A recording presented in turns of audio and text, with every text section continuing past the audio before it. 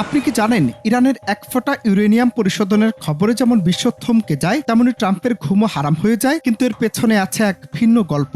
গেল রাতের আধারে আচমকা আঘাত, আমেরিকার সামরিক বাহিনী নিশানা করল ইরানের 3টি গুরুত্বপূর্ণ পরমাণু কেন্দ্র। আন্তর্জাতিক মহলে নড়েচড়ে বসেছে কূটনৈতিক অঙ্গন। তবে বড় প্রশ্ন, ইরানের বিরুদ্ধে এত বড় হামলার যৌক্তিকতা কি? যদি প্রশ্ন রাখা হয় ট্রাম্প কি ইসলাম বিদ্বেষী, তাহলে কি সেটা খুব বেশি অযৌক্তিক?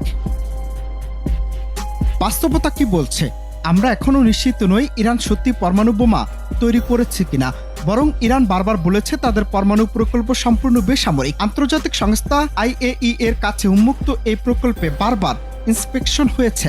অন্যদিকে ইরানের দিকে তাকালে এক চমকপ্রদ চিত্র পাই। তারা কখনোই আন্তর্জাতিক ইন্সপেকশন মেনে নেয়নি। ঐতিহাসিক আবি ইসলামের ভাষ্য অনুযায়ী ইসরায়েলের কাছে বর্তমানে 75 থেকে 400টি পরমাণু বোমা প্রস্তুত রয়েছে, অথচ তাদের কর্মকাণ্ডে কোনো আন্তর্জাতিক চাপ নেই কোনো নিষেধাজ্ঞা। শুধু তাই নয়, এর চেয়েও গুরুত্বপূর্ণ বিষয়, ইরান পারমাণবিক অস্ত্র বিস্তার রোধ চুক্তি NPT-তে স্বাক্ষরকারী দেশ। তারা প্রতিশ্রুতিবদ্ধ পারমাণবিক অস্ত্র ব্যবহার করবে না, কিন্তু ইসরায়েল কখনোই এই চুক্তিতে সই করেনি। ফলে তারা চাইলে যে কোনো সময় পারমাণবিক হামলা চালাতে পারে। আইনের বাহিরে থেকেও তবুও সম্ভাব্য হুমকির অজুহাতে আমেরিকা ইরানের উপর হামলা চালায়। অথচ সেই ইরান এখনো কোনো পরমাণু অস্ত্র তৈরি করেছে এমন কোনো আন্তর্জাতিক স্বীকৃত তথ্য নেই। প্রশ্ন জাগে, তাহলে কেন এই হামলা? বিশ্লেষকরা বলছেন এই হামলা আসলে সামরিক নয়, আদতে রাজনৈতিক। মার্কিন নির্বাচনের আগে ট্রাম্প আবারও উত্তপ্ত মধ্যপ্রাচ্য দেখিয়ে নিজের অবস্থান মজবুত করতে চান। কিন্তু তার এই পদক্ষেপকে অনেকে দেখছেন জাতিগত ইসলাম বিদ্বেষীর ছায়া হিসেবে, যেখানে একটি মুসলিম রাষ্ট্র আইনের মধ্যে থেকেও আক্রান্ত হয় এবং আরেকটি রাষ্ট্র পারমাণবিক অস্ত্র মজুত করেও দায় মুক্তি পায়। আর সেখানে বৈশ্বিক ন্যায় বিচার কোথায়? ট্রাম্পের এই হামলা হয়তো কৌশলগত, কিন্তু এতে স্পষ্ট হচ্ছে কার পরমাণু অস্ত্র বৈধ আর কারটা অবৈধ।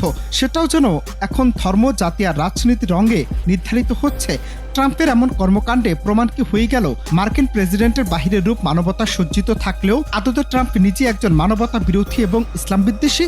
যদি তাই হয়, তাহলে কি এর জন্য ট্রাম্পকে চরম মূল্য দিতে হবে? বিষয়টি কি ধর্ম আর জাতিকেন্দ্রিক হয়ে গেল, নাকি ভিন্ন কিছু? ইরানের উপরে আগ্রাসন কি আসলে সন্ত্রাসবাদের বিরুদ্ধে যুদ্ধ, নাকি এক পক্ষপাত দুষ্ট বৈশ্বিক নাটকের নতুন অধ্যায়? যদিও এর বাহিরেও আরো ব্যাখ্যা রয়েছে। বিশ্লেষকদের মতে আরো একটি অহংকারের কথা বলা হয়েছে। আমেরিকা ইরানের পারমাণবিক কর্মসূচিকে নিয়ে উদ্বিগ্ন থাকার প্রধান কারণ হলো এর সম্ভাব্য সামরিক ব্যবহার। যদিও ইরান বারবার বলেছে তাদের পরমাণু প্রকল্প শুধুমাত্র শান্তিপূর্ণ বেসামরিক উদ্দেশ্যে, তবু পশ্চিমা দেশগুলো সন্দেহ করে যে ইরান গোপনে পারমাণবিক অস্ত্র তৈরির চেষ্টা করছে। যদি ইরান পারমাণবিক বোমা তৈরি করতে সক্ষম হয়, তাহলে এটি মধ্যপ্রাচ্যে অস্ত্র প্রতিযোগিতা তীব্র করবে এবং আঞ্চলিক নিরাপত্তা ব্যাহত করবে। বিশেষ করে ইসরায়েল ও সৌদি আরব সহ আমেরিকার মিত্রদের জন্য এটি বড় হুমকি হয়ে দাঁড়াবে। তাই আমেরিকা চায় ইরানের পারমাণবিক ক্ষমতা সীমিত রাখা এবং এটি আন্তর্জাতিক নজরদারির আওতায় রাখা। অনন্ত হাসান মাসুদ, বাংলা টিভি।